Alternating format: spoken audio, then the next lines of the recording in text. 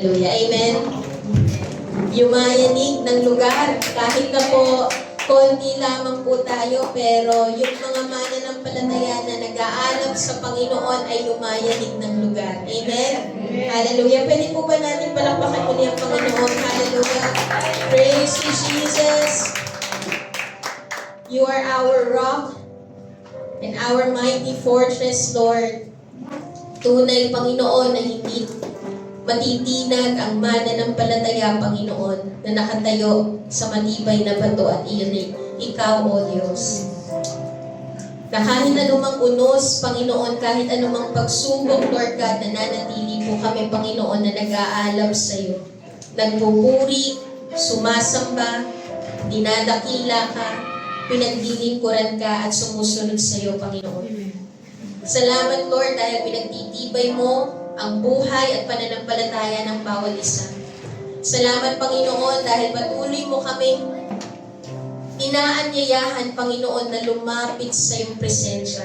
Patuloy mo kaming inaanyayahan, Panginoon, na lumalim, Panginoon, sa iyong salita. Dahil nais mo, Panginoon, na hindi kami magapi ng kaaway, O Diyos, kundi kami ay mamuhay ng may katagumpayan, Panginoon. Lord, we continue to declare, O God, na ang buhay ng mga mananampalataya, Panginoon, na naririto ngayon, ang mga kapatiran namin, Panginoon, ay namumuhay, Panginoon, ng may katagumpayan because, Lord, we are experiencing the power of the Holy Spirit in our lives, Lord. We are experiencing the power of your resurrection, Panginoon. Yun po yung aming nilalakaran, Panginoon. We are walking on the victory of Jesus Christ on the cross. Salamat, Panginoon, at patuloy namin, Lord, na hinihiling, Panginoon, na ang banal na Espiritu ay patuloy na mangusap sa buhay ng bawat isa. Patuloy, Panginoon, na buksan mo ang aming mga isipan, ang aming puso, at ang aming mga mata, Panginoon, na makita ang iyong katotohanan, Lord God. Baklasin mo, Panginoon, ang mga maling kaisipan. Baklasin mo, Panginoon, at durugin mo, O Diyos. Lord, gapiin mo, Panginoon, ang mga baluktot naming pamumuhay, Panginoon. Hayaan mo, Lord God, na iayon namin ang aming lakad at ang aming pamumuhay sa iyong katotohanan, sa iyong salita na matatagpuan sa iyong Biblia, Panginoon. Salamat, O Diyos. Pinupuri ka namin at sinasamba. Dinadakila at pinasasalamatan. Binibigyan ng mataas na karangalan, Panginoon. Banal na paggalang itinatanghal ka namin sa aming buhay. Sa tanging pangalan ni Jesus. Amen. Amen. Pwede po ba natin palakpakan ng Lord? Hallelujah. Isang malakas na palakpak po. Amen.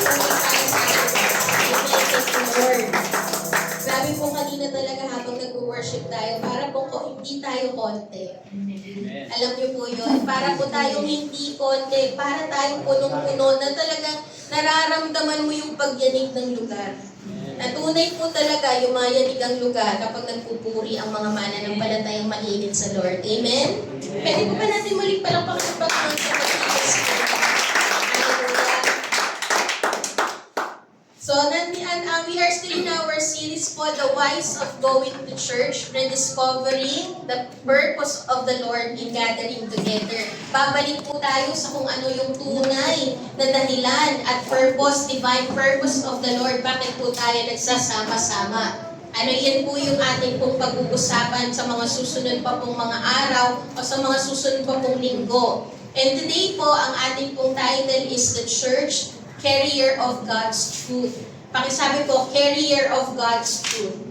Carrier of God's Truth. So yan po yung dapat na makita po natin sa isang church o sa isang bahay-sambahan, sa isang gathering, na we are the carrier of God's truth. Last week po, we talked about the dilemmas of church gathering.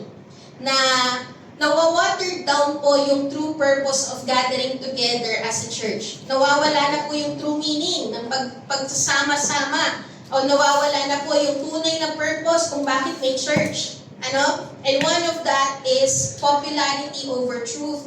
Isa po sa mga dilema na nakikita po natin ngayon sa church is yung popularity over truth. That the people nowadays are looking for preachers na magtuturo lamang ng mga bagay na magsasatisfy sa gusto lamang nilang marinig. yung mga teaching na aayon sa gusto nilang lifestyle. Iyan po yung hinahanap na ngayon ng ibang mga tao, that they are not into sound doctrine anymore. Pag sinabi po natin sound doctrine, yung talagang ibinabahagi yung tunay at totoo, katotohanan na natatagpuan sa Biblia without compromise. Iyan po yung sound doctrine na hindi inaayon o gina-justify o dinidistort ang salita ng Panginoon para lang umayon sa kung ano yung gusto nila o umayon sa pamumuhay nila. Okay? And actually po, hindi lamang po ito challenge ngayon sa churches, kundi even in times of in the time of Timothy po at saka ng mga disciples, nagiging challenge din po ito ng mga churches sa panahon po ni Timothy at ng mga disciples. Mababasa po natin yan sa 2 Timothy 4:3-4. Ang sabi po dito, sapagkat darating ang panahong hindi na sila, ano po yung sabi dito? Hindi na sila makikinig sa wastong katuruan, sa halip susundin nila ang kanilang hilig. Iyon na po yung, even nung panahon po ni Timothy, ito na yung dilema sa churches.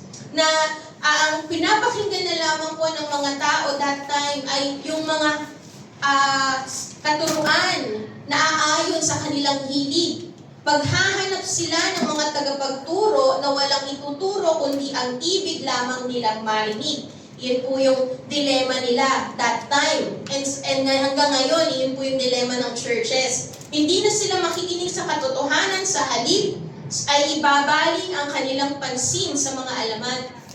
So, pinapakinggan nila ang mga preachers na nagsasabi ng mga bagay na gusto lang nilang marinig. Iyon po yung problema dati at hanggang ngayon. That they will only listen to the preachers that will agree doon sa desires and opinions po nila. At hindi na po sila into sa kung ano talaga yung sinasabi ng Diyos na makikita po natin sa Bible.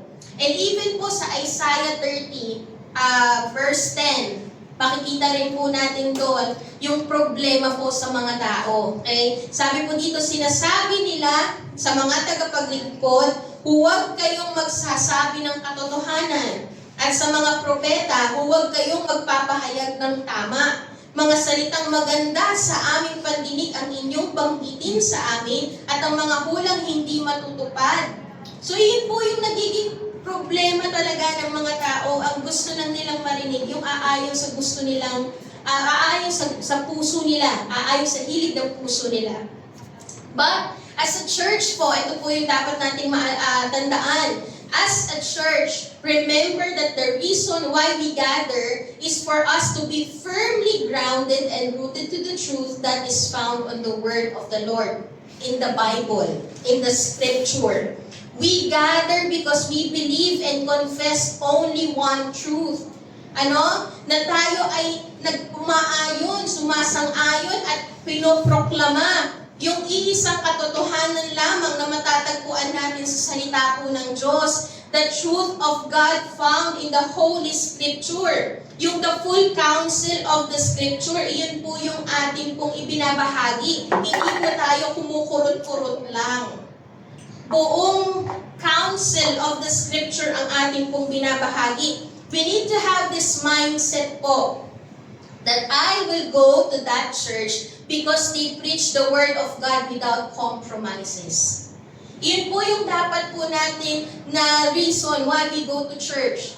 Because I want to listen. I need to listen to a preaching, to a Word of God na hindi po dinidistort ang salita ng Diyos, hindi kino-compromise. As a church, we must be carrier of God's truth. Ibig sabihin po na we always remind ourselves po to hold firm to the truth that has entrusted to us. Na bilang church po, kailangan po panghawakan natin at tumayo tayo. Manindigan po tayo doon sa katotohanan na ipinagkatiwala sa atin na matatagpuan. Ano yung katotohanan na yun? Matatagpuan sa Biblia. Bible-based po dapat tayo. Amen po ba? Amen po. Sabi po din sa Philippians 1:16-17, ito po yung puso ng mga disciples ni Apostle Paul. Okay? Ang sabi po ni Apostle Paul, si Kristo ay ipinapangalan nila dahil sa tunay na pagmamahal sapagkat alam nilang ako'y hinirang upang ipagtanggol ang magandang balita. Yung gospel of Jesus Christ, iyon po yung ipinagtatanggol. Tumatayo talaga si Paul doon sa katotohanan patungkol kay Kristo, doon sa pagliligtas ni Kristo, kasi that time, marami pong mga nagbabahagi o false teacher na meron pang ibang dahilan ibang paraan para ikaw ay maligtas. Hindi po si Kristo ang nagiging main o yung source ng kaligtasan nila. At yung mga false teachers po, ang kanila pong pag-akay sa mga tao, meron akong bagong natutunan. Meron akong bagong teaching na ibabahagi sa inyo. Yun po yung sinasabi po ng mga false teacher, pero sinasabi po ni Paul, maninindigan ako at ipagtatanggol ko kung ano yung ipinasa sa akin ni Kristo. Kung ano yung magandang balita patungkol sa pagliligtas ni Kristo, doon lang ang katotohanan ko. Iyon lamang ang katotohanan ko na ipapangaral ko sa inyo. Sabi po niya dito, ngunit ang iba ay nangangaral ng di tapat sa kalooban, kundi dahil sa udyok na masamang hangarin. Sabi din po sa Titus 1, chapter 1, verse 9, he must hold firm to the trustworthy word as taught, so that he may be able to give instruction in sound doctrine. Ganito po dapat ang nakikita sa church, that we are carriers of God's truth, that we hold firm, we truly stand firm doon sa salita po ng Panginoon na itinuro sa atin, isinalin sa atin, para po makapagbahagi tayo ng sound doctrine. Okay? Basahin po natin sa Tagalog. Kailangan matatag siyang nananalig sa mga tunay na aral na natutuhan niya, upang ito'y maituro naman niya sa iba at maipakita ang kamalian ng mga sumasalungat dito. This is the deeper and greater purpose why we gather together as a church. Ito po yung dahilan. Hindi lang po ito social gathering. Hindi po ito for entertainment. May mga pagkakataon po na lumalabas po tayo, di ba? Kape-kape. May times po na ginagamit natin yung mga hobbies natin to interact and to build relationship. Pero the main purpose, wag pong mawawala, that the main purpose, the deeper and greater purpose why we gather together is to hold firm to the sound doctrine. Yung salita ng Diyos, kailangan maging malalim tayo dito. Kailangan tayuan natin to. Amen po ba? Kailangan manindigan tayo dito. We need to remain and be rooted to the truth of the Lord that is found in the full counsel of the Scripture. Yung kabuuan, hindi kurot-kurot lang. Amen po ba? Amen po? Amen. Sabi po sa 1 Timothy 3:15, if I delay, you may know how one ought to behave in the household of God, which is the church of the living God, a pillar and buttress of the truth. So sinabi po dito na ang church daw po, the house of God, which is the church of the living God, itong church daw po na ito ay dapat po pillar. Okay? Pillar and buttress of the truth. Pag sinabi po natin pillar, ibig sabihin po nito, tayo ay nagsusuporta, we give stability, and we strengthen the truth of the Lord found in the Scripture. Iyan po yung ibig sabihin. Hindi po ibig sabihin nito na tayo yung source ng katotohanan. Hindi ibig sabihin na kung ano ang sinabi ni Pastora, iyon na yung final authority. Hindi po. Ang ibig sabihin po nito, tayo yung nagbabahagi ng katotohanan na natatagpuan natin sa salita ng Diyos. The final authority and the source of the truth of the Lord is the Scripture. Bible-based, babalik tayo sa Biblia. Amen po ba? Amen? Ang source ng katotohanan ay ang salita po ng Diyos. Ito po yung sinasabi na sola scriptura. Scripture alone is the final authority. Scripture alone is the source of truth. Scripture alone is the source of divine truth of the Lord. The Scripture alone is the final authority and revealer of God's truth, not the church. Tayo lang ay dinadaluyan. tayo lamang po ay ginagamit ng Panginoon to speak, to proclaim. Okay? To proclaim the word na inaisalin sa atin. Amen po ba? Ang church ang ginagamit ng Diyos para itaguyod ang katotohanan at nagpapatotoo ng salita ng Diyos. Ang church po ay ginagamit ng Diyos para i-proclaim ang katotohanan na naisalin sa atin. Amen po? Sabi po sa Jude 1:3, Beloved, although I was very eager to write to you about our common salvation, I found it necessary to write appealing to you to contend for the faith that was once for all delivered to the saints. Isinali, itinuro sa mga saints. Ang saints po is us, the church.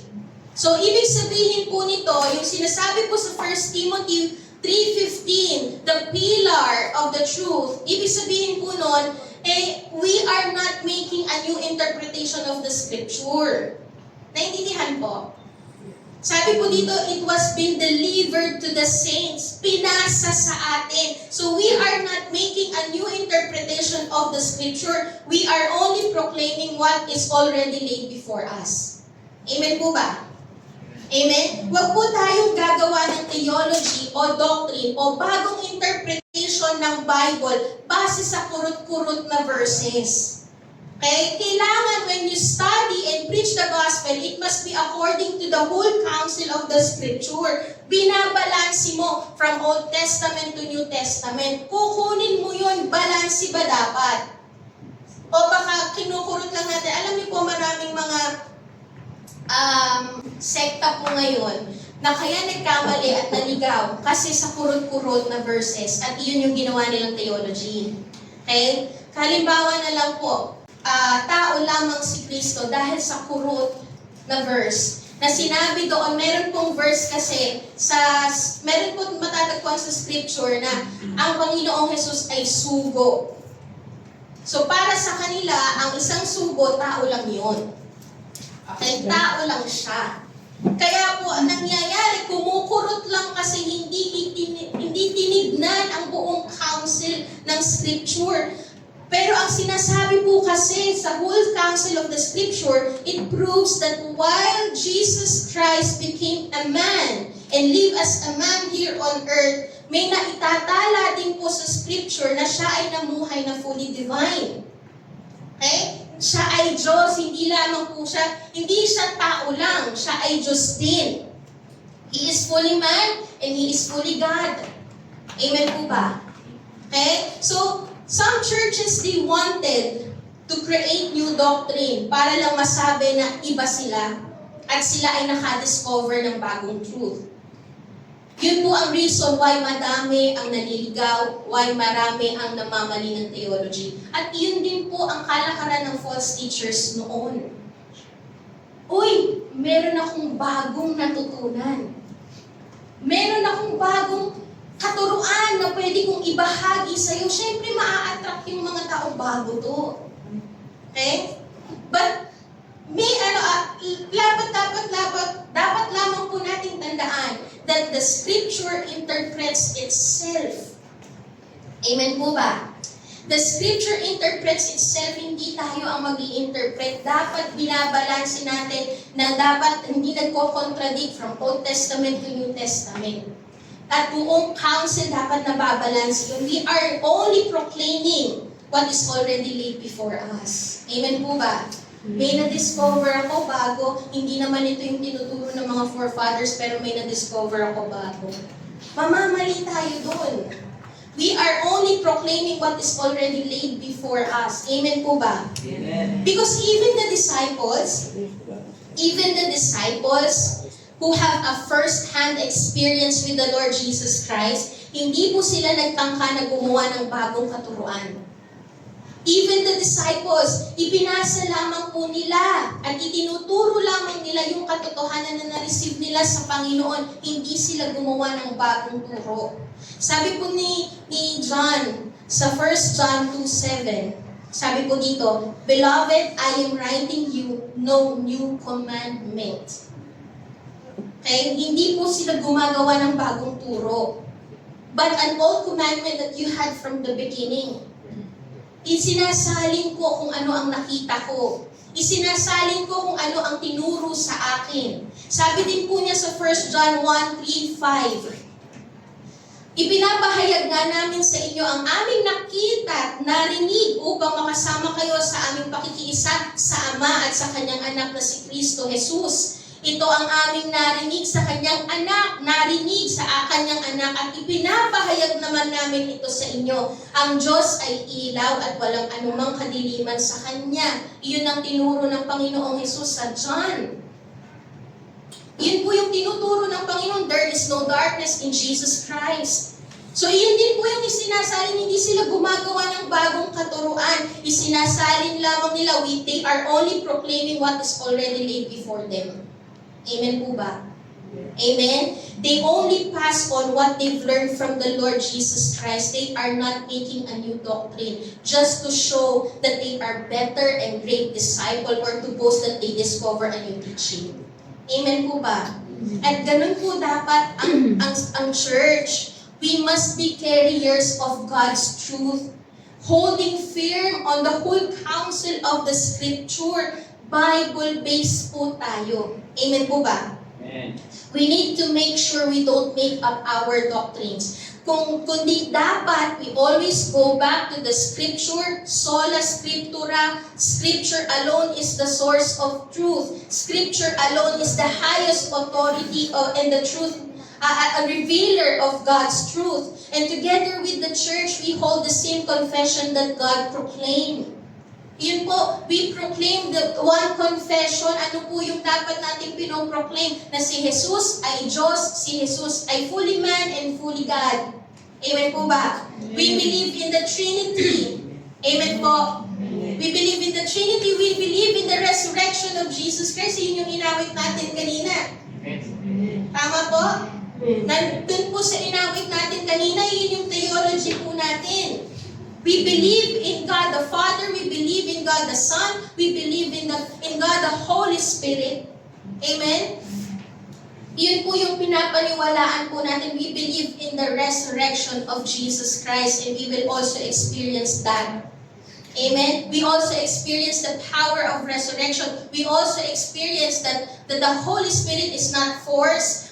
He is not a feeling, but He is God. He is persona. Amen po ba? Iyon yung pinaniniwalaan po natin. At dapat po, iyon yung tinatayuan natin. Na si Kristo po ay hindi mababa sa God the Father. Amen po ba? Amen. Iyon po ang pinaniniwalaan natin because that is the whole counsel of the Scripture. Iyon po yung nakikita natin sa kabuuan ng salita po ng Panginoon. And as the carrier of God's truth, the church reminds the people. Okay? As the carrier of God's truth, the church reminds the people of the Word of God. We remind the people about the truth of God. Sabi po sa 2 Peter 1:12-13, kahit na alam na ninyo ang katotohanan inyong tinanggap at matatag na kayo rito, lagi ko pa rin kayong paaalalahanan tungkol dito. Minabuti kong sariwain ito sa inyong isipan habang ako'y nabubuhay pa. In this verse po, nakita po natin na ang tinuturuan po ni Peter, sino po yung mga tinuturuan ni Peter? Alam na ang katotohanan. The church na alam na ang katotohanan, established na sa basic truth. Okay? Tapos ang sabi po niya, lagi ko pa rin kayong paaalalahanan tungkol dito. In this verse, tinuturuan ni Paul o ni Peter, yung mga churches or yung church, mga mananampalataya na alam na at established na sa truth. They are not ignorant on the truth. Pero sinabi po ni Peter sa kanya na hindi ako nagpapahayag ng mga bagong katuruan, kundi yung katotohanan na alam nyo na noon pa man. Ibig sabihin po dito ni Peter, binibigyan din ni Peter dito na kaya pinauulit-ulit niya ang pagbabahagi ng basic truth and foundational doctrine dahil pinapakita po ni Peter na essential itong mga katotohanan na to. Kailangan nyo to. Huwag kayong lalabas dito. Amen po ba? Amen. Huwag kayong maghahanap ng ibang katuruan beside this truth. Amen po ba? Huwag na kayong maghahanap pa ng ibang katuruan beside this truth na pinauulit-ulit namin sa inyo kasi ayaw namin kayong maligaw. Ayaw namin kayong mamali ng katuruan. Amen po ba? Ano po yung sabi? Lagi ko pa rin kayong paaalalahanan. Ang kulit ni Peter, paulit-ulit. Wala na bang maituro? Diba? The reason why Peter repeats the truth that they already know because repetition is a key to learning. Ang paulit-ulit na paalala ay malaking tulong para matatak ang katotohanan sa ating buhay. Kapag ka paulit-ulit, yun yung tumatatak, di ba? Pag sinabi ni nanay, bakit pag sinabi ni nanay, di ba? Ano ba yung mga sinasabi ni nanay? Ano ba yung mga sinasabi ni nanay? Wag lalabas na hindi nakasara ang pinto. Diba? Huwag kayong lalabas ng hindi na nila o tinanggal yung mga nakasaksak. Diba? Paulit-ulit yun. Nakakalimot pa rin tayo, pero paulit-ulit si nanay doon. Diba? Hanggang sa kahit na hindi na sabihin ni nanay, ginagawa niyo na, bakit? Tumatak na eh. Bakit tumatak? Paulit-ulit eh. Amen po ba? Kaya maganda po, huwag magsawa ang mga nanay natin na magpaulit-ulit ang mga katuruan na sinasabi ng Panginoon sa atin. Amen? Huwag kayong magsasawa. Kahit na ang ulit-ulit, diba? Huwag magsawang paulit-ulitin ang katotohanan, the basic truth. Because repetition is the key to imprint the truth of God in our hearts. Amen po ba? Amen? Amen po. Diba meron po kasabihan na practice makes perfect. Tama po ba? Pero alam niyo po ba, ang katotohanan din, what you practice will be perfected in your life. Kapag mali ang lagi mong pinapractice, yan ang magiging perfect sa'yo. Tama po? Kung ano yung paulit-ulit mong gagawin, kung ano yung paulit-ulit mong pakikinggan, kung ano yung paulit-ulit mong ipapractice, yan yung mapaperfect sa'yo. Sa badminton po, nung nag-training po kami before sa badminton, makulit po yung coach namin. Palagi po kami pinapaalalahanan kung ano yung tamang posture sa pagpalo na dapat lagi. Kasi ang sakit po ng mga badminton player, nakababa palagi ang raketa. Ayan ang sakit. Pero hindi po, paulit-ulit kaming sinasabihan ng coach, itaas mo yung raketa mo. Taas ang raketa! Taas ang raketa! Bakit? Para handa ka. Handa kang sumalag. Ganyan. Okay? Ang posture din po ng isang badminton player, dapat maayos yung footsteps. Kung nasa ng raketa mo, nandun ang kanang paa mo. Ganyan. Ganon. Okay? Ano to? Teaching 101. Badminton 101. And dapat po tama ang stroke ng pagpalo. Huwag pong nakaganon. Dapat ganyan lang. Dapat ganyan. Wrist ang gagamitin. Huwag buong braso. Iba po yun. Ang badminton, wrist ang gagamitin. Ganyan. Ganon. Ganon. Pak. Ganon. Ganon. Pak. Para malandi. Ganyan. Ganun po ang tamang stroke. At paulit-ulit po yung coach namin doon. Paulit-ulit siya doon. Tapos po, kahit na nakukulitan na kami, hindi pa rin po siya nagsasawang ulit-ulitin sa amin yun. Hanggang sa hindi na po namin namamalayan, tumatatak na po siya sa amin. Tumatatak na siya sa amin hanggang sa tama na yung galawan namin sa loob ng court. Iba na ang kilos namin sa loob ng court. Bakit? Kasi may coach kaming paulit-ulit kaming pinapaalalahanan sa kung ano ang tama, kaya yun yung na-perfect po namin. Okay? Ganon din po yung sinasabi po ni Peter dito. Hindi ako magsasawang paulit-ulitin sa inyo itong mga basic truth na to kasi ito yung dapat na tumatatak sa inyo. Kasi kapag tumatak ito sa inyo, ito na yung magiging galawan ng buhay ninyo. Amen po ba? Amen? What you practice will be perfected in your life. Ang mga foundational truth like evangelism, grace, faith, obedience, knowing Christ. Yan yung paulit-ulit natin naririnig, di ba? mag-devotion kayo, mag-pray kayo, mag-worship kayo sa Lord, mag-fellowship tayo. Paulit-ulit yun, pero hindi dapat tinatanggal. Amen? Kailangan paulit-ulitin na ipaalala para ito yung tumatak at maging natural na kilos na ng ating buhay. Amen po ba? Amen? Kasi tumitibay sa ating buhay ang katotohanan kapag paulit-ulit na ipinapaalala. At kaya din po paulit-ulit na ipinapaalala yung basic truth kasi ang tao madaling makalimot. Tama po?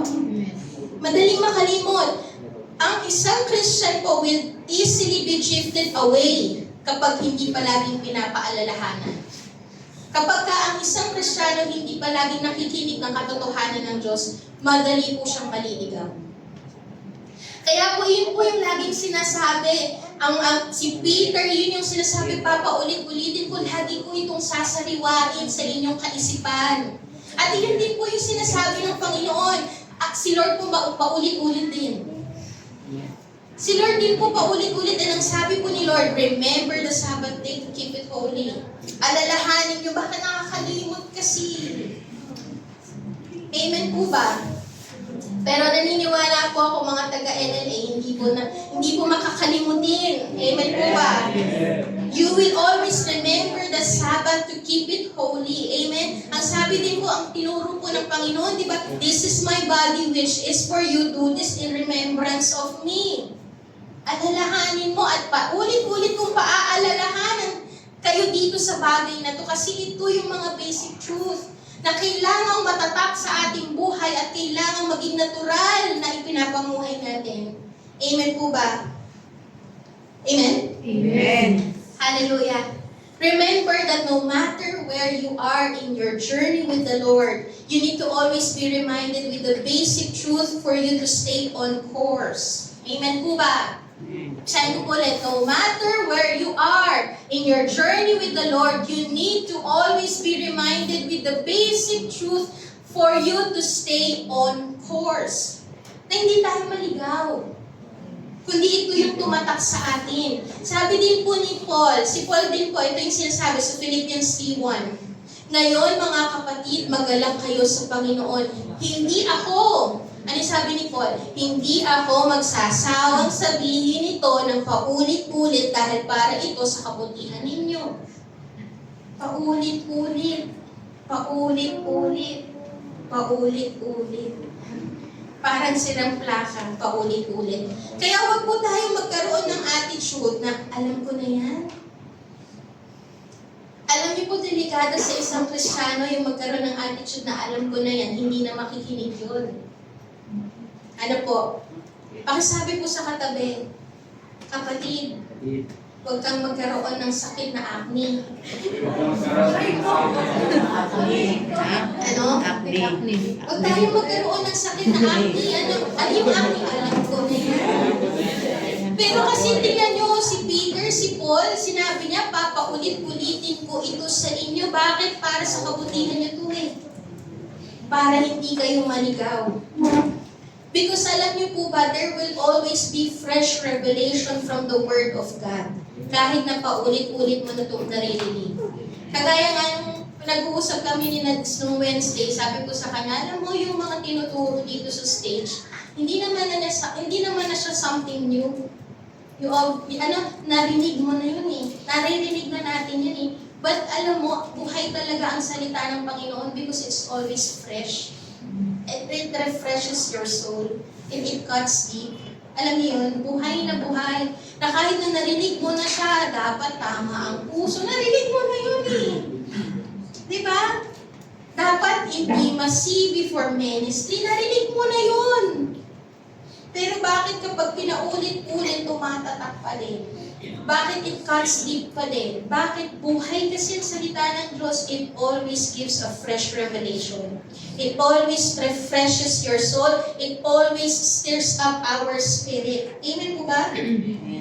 Kaya po, please, mga kapatid, huwag tayong magkaroon ng sakit na acne. Amen? Alam ko na yan. Kasi si Peter, one of the disciples of Jesus, Ang tindi ng nangyari sa buhay niya, ang tindi ng ginawa ng Panginoon sa kanya, ang tindi ng paggamit ng Panginoon sa kanya. He experienced firsthand miracle, signs and wonder, directly from the source of miracle. Pero ano pa rin ang sinasabi niya, I will still choose to repeat what? Basic truth, foundational teaching. Kasi dito dapat kayo tumatatak. Ito dapat yung course na nilalakaran. Amen po ba? Pangalawa po, it realigns. As the carrier of God's truth, the church realigns the people on the will of God. Nire-realign po tayo. We teach and remind the people towards the truth and nire-realign po tayo doon sa kalooban ng Panginoon. Sabi po sa John 17:17, sanctify them in the truth. Your word is truth. So sabi po dito, para daw po hindi tayo maligaw, para hindi po tayo lost track sa dapat na ipinapamuhay po natin, we need the truth of the Lord. Ang sabi po dito, para tayo mamuhay ng may kabanalan, tama sa harapan ng Diyos, align ang buhay sa harapan ng Diyos, kailangan natin ng ano? Anong kailangan? Truth. And the Word of God is the truth. We need the Word of God. And as the church, as the carrier of God's truth, kailangan po natin ng katotohanan. That's the reason why we gather. The reason why we gather to listen to the Word of God, because the Word of God realigns our lives doon sa kung ano ang kalooban ng Diyos. I-realign ang ating buhay doon sa buhay na nais ng Panginoon, buhay na kabanalan. As a church, we are teaching the Word of God that will lead God's people to a divine alignment. Yung maa-align ka ulit.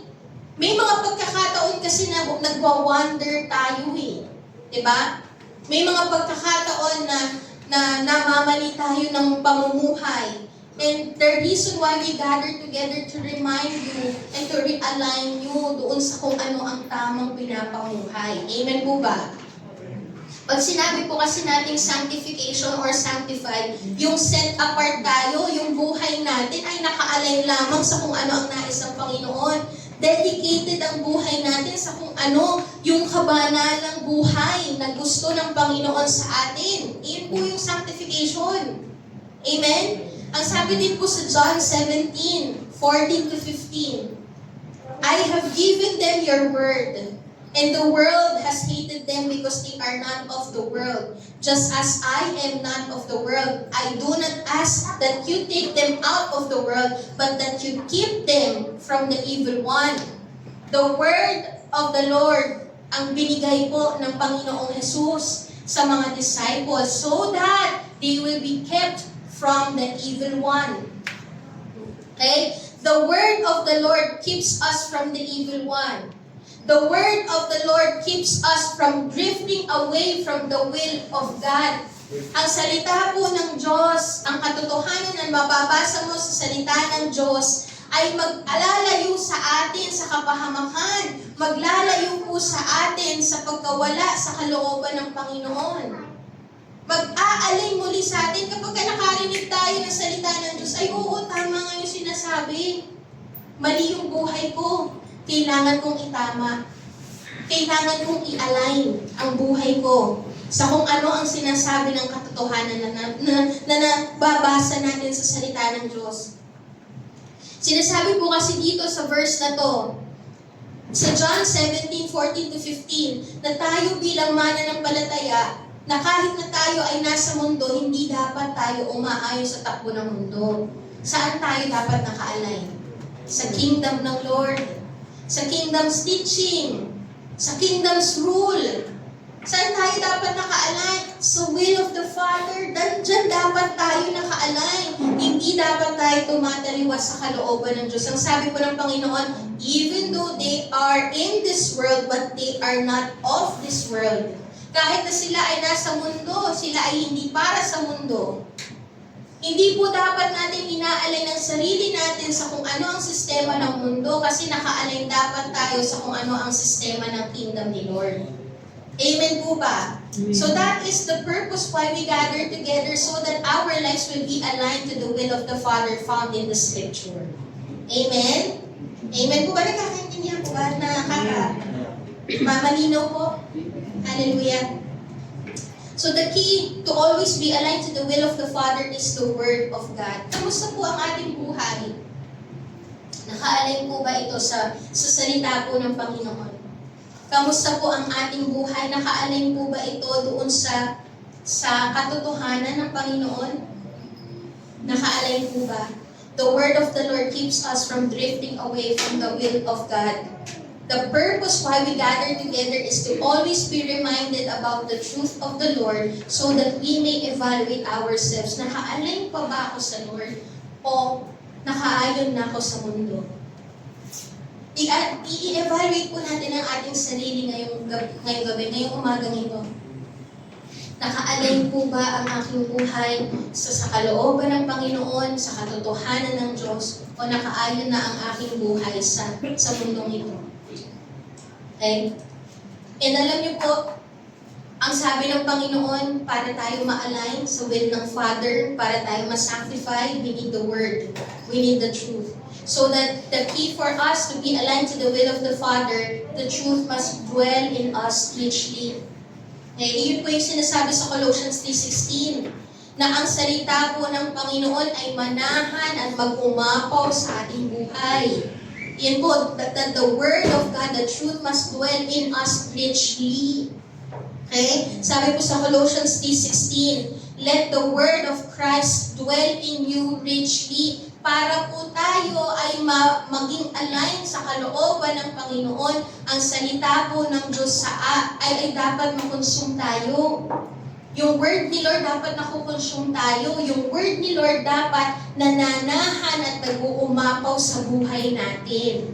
Yun po yung sinasabi na dwell in us richly. Ang salita ng Diyos ay nananahan at nag-uumapaw. Hindi po yung narinig, labas sa kabila.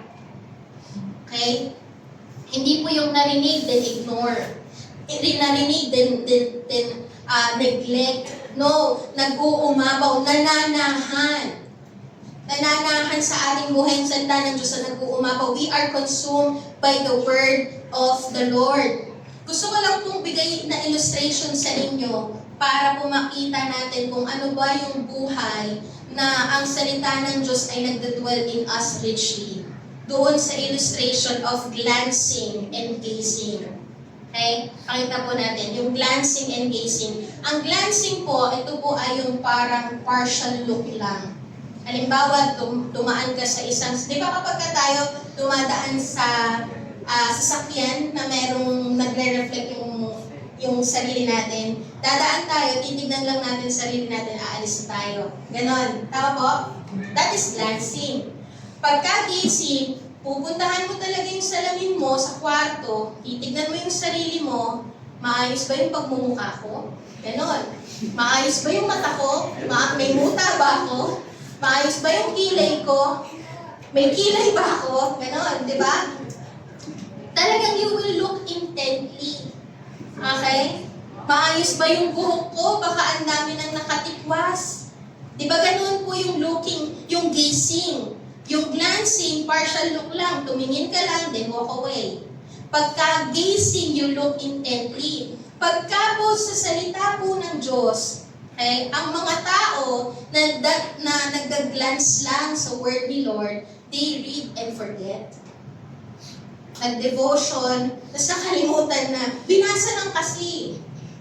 Okay? Pagka gazing, we truly study it and think about it all the time. May sinabi si Lord, seek God first. You will always think about it. Yun yung sinabi ng Panginoon na yun yung pagbubulay-bulayan ko sa araw na to. Ang sabi ng Panginoon, maging generous ako, yun yung pagbubulay-bulayan ko sa araw na to. Hindi ko yun kakalimutan kasi sinabi ni Lord eh. Ang sinabi ni Lord, mag-asawa na daw ako. Ay, iba, parang iba yun ah. Joke lang. Ay, mali. Yung sinabi ni Lord, lagi mong iisipin yun. That is gazing. Sa salita po ng Panginoon, kapag ka nag-glance ka lang, you hear the word, but neglecting, paglabas mo, wala ka nang pakialam kung i-apply mo ba ito o hindi. Pag gising, you listen carefully, then do something about it.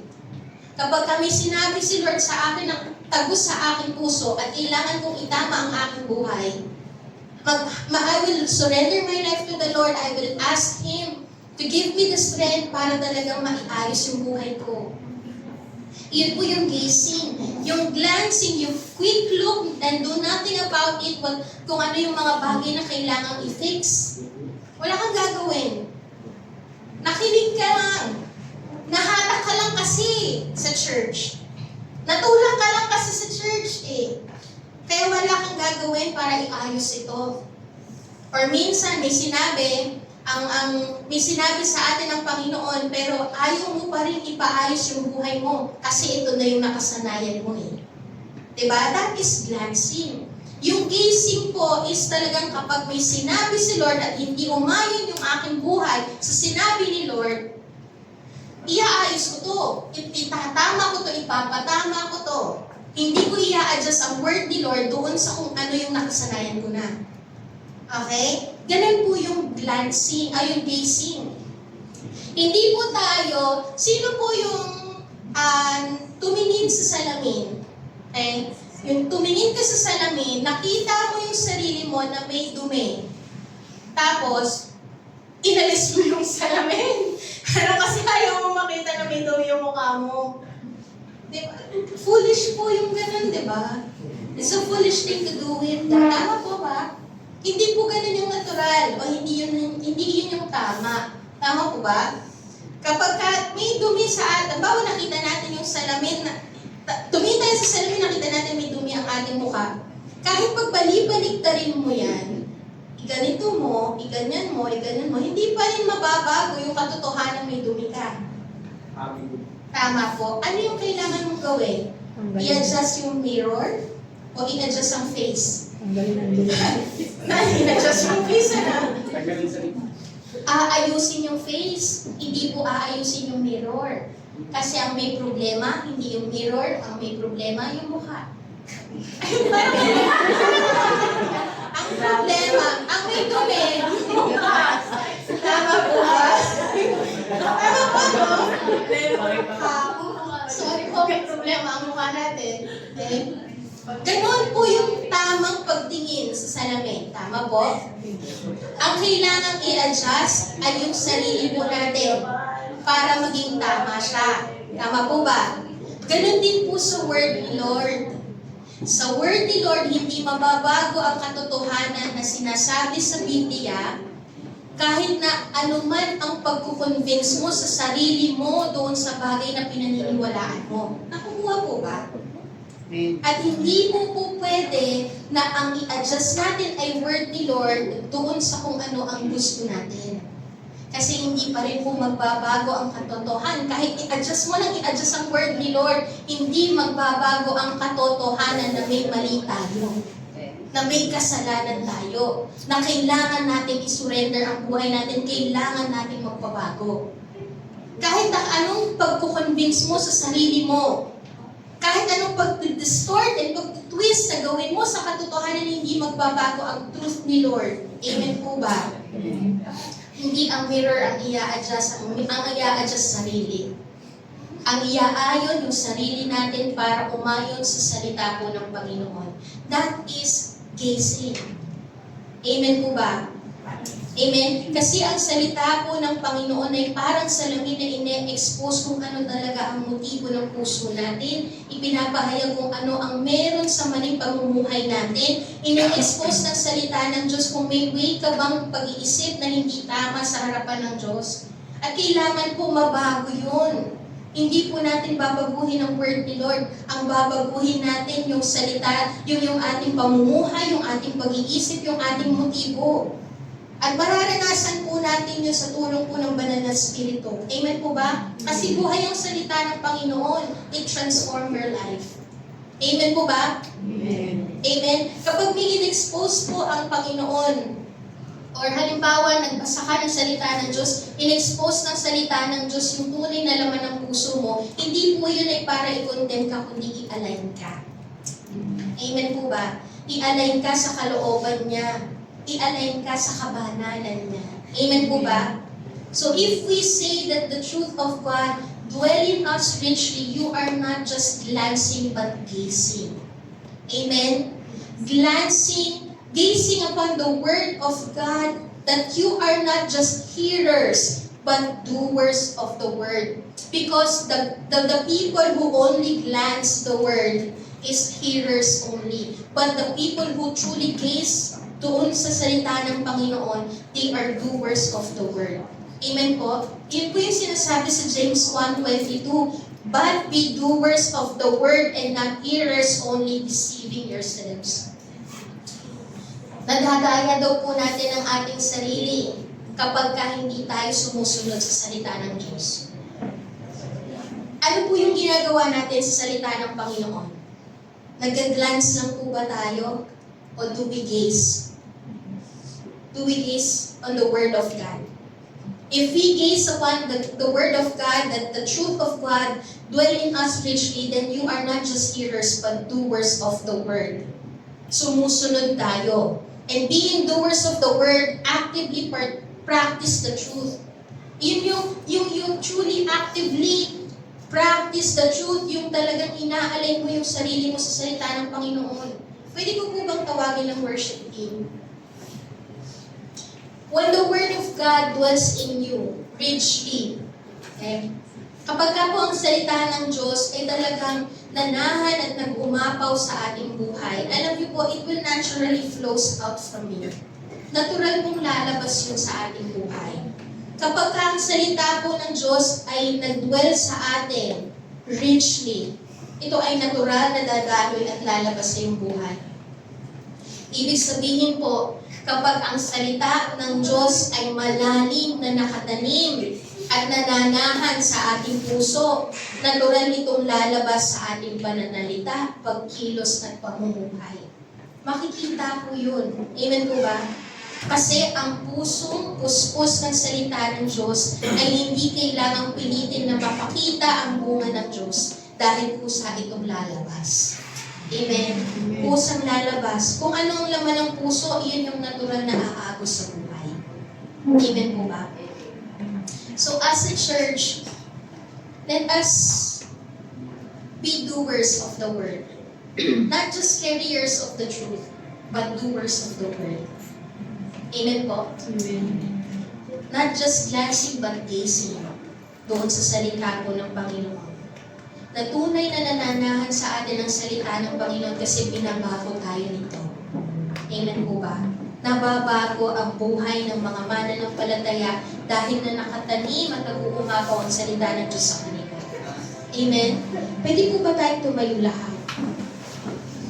As a church, remember that the reason why we gather is hindi po para sa social gathering na. Hindi po para sa isa't isa lamang.